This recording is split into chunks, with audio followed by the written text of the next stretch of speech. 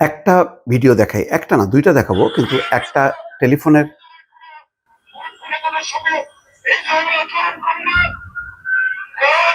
আমাদের দল আমাদেরকে শিক্ষা দেয় নাই। আমাদের নেত্রী আজকে হাসপাতালে চিকিৎসাধীন। ওরা বাংলাদেশের মানুষ, ওরা জন্য দোয়া করছে। প্রকাশনে বেয়াদবি আমরা কি বাংলাদেশ চেয়েছিলেন? দর্শক দেখছেন নিশ্চয়ই, যুব দলের একটা বিক্ষোভ, একটা বক্তব্য মির্জা আব্বাসের সাথে কালকের যে ঘটনাটা, এটা পুরো বিষয়টাকে সম্ভবত কেউ অন্যদিকে ধাবিত করার চেষ্টা করেছে। ভয়েস বাংলার পক্ষ থেকেও একটা ভিডিওটা দেখেন।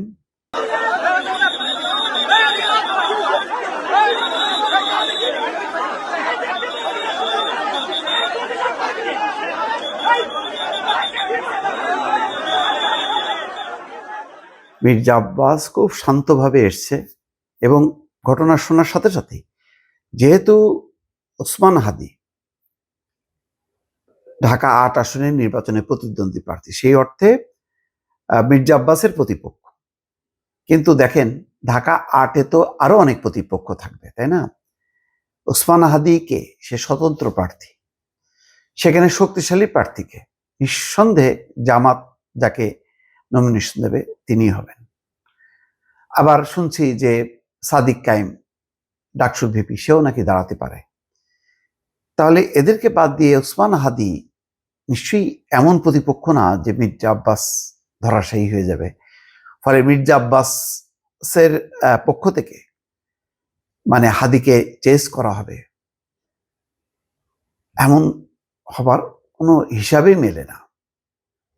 এবং এখন দেখা যাচ্ছে যে বলা হচ্ছে যে ওসমান হাদিকে যারা টার্গেট করেছে, গুলি ছড়েছে, তারা শনাক্ত হয়েছে, একজন শনাক্ত হয়েছে। শনাক্ত হওয়া সেই ব্যক্তি হাদির ইনকলাব মঞ্চেরই একজন কর্মী।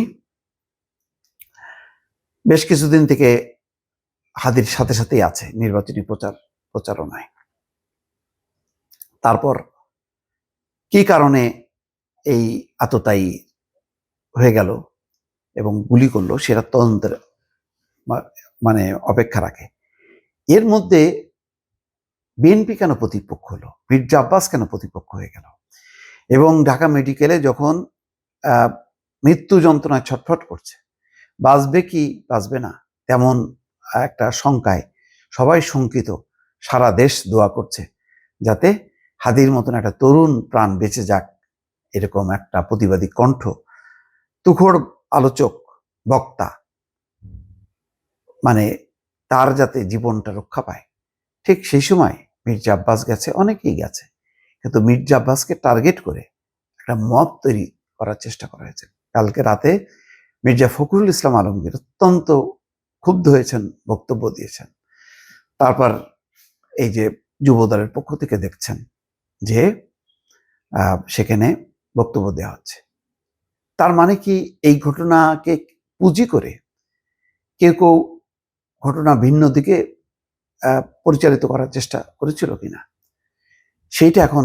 সেটাও কিন্তু এখন তদন্তের অপেক্ষা রাখে। কারা উস্কানি দিল, কারা ভুয়া ভুয়া করে চিৎকার করলো, কেন করলো, কি উদ্দেশ্য আছে, কেন এখানে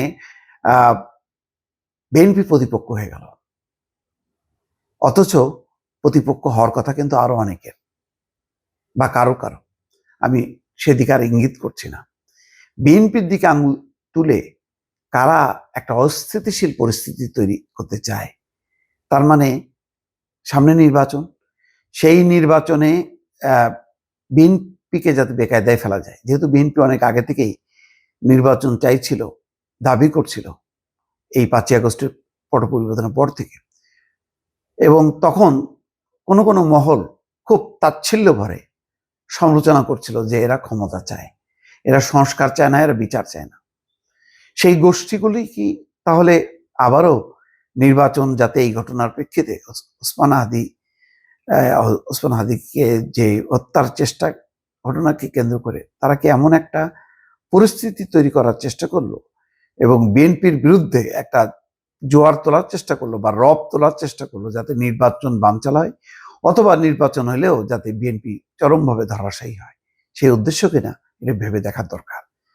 এইটা আমি বলবো যে ওসমান হাদি যারা হত্যাকারী বা ষড়যন্ত্রকারী, যারা হত্যা চেষ্টার সাথে যুক্ত ছিল, তাদেরকে যেমন ধরা উচিত, তেমনি কারা কালকে মব তৈরি করার চেষ্টা করলো, তারা কারা, তাদের রাজনৈতিক পরিচয় কি, এটাও খুঁজে বের করা দরকার।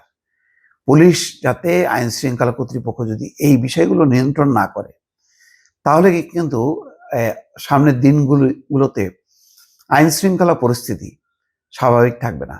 মিছিল সমাবেশ নিষিদ্ধ করা হয়েছে সত্য, কিন্তু হঠাৎ হঠাৎ এই মবগুলো কিন্তু একেবারে গভীর একটা আতঙ্কজনক পরিস্থিতি তৈরি করবে। অন্তত নির্বাচনের পরিবেশ বলে কিছু থাকবে না। নির্বাচনটা আস্তে আস্তে উৎসব মুখরতার পরিবর্তে এমন বিতর্কিত হবে, ভয়াল হবে, যে নির্বাচনটা প্রশ্নবিদ্ধ হবে, এবং এই সুযোগটা প্রতিপক্ষ রাজনৈতিক দলগুলো যারা দেশে বিদেশে আছে তারা কিন্তু এটা কাজে লাগানোর চেষ্টা করবে। অতএব সাধু সাবধান।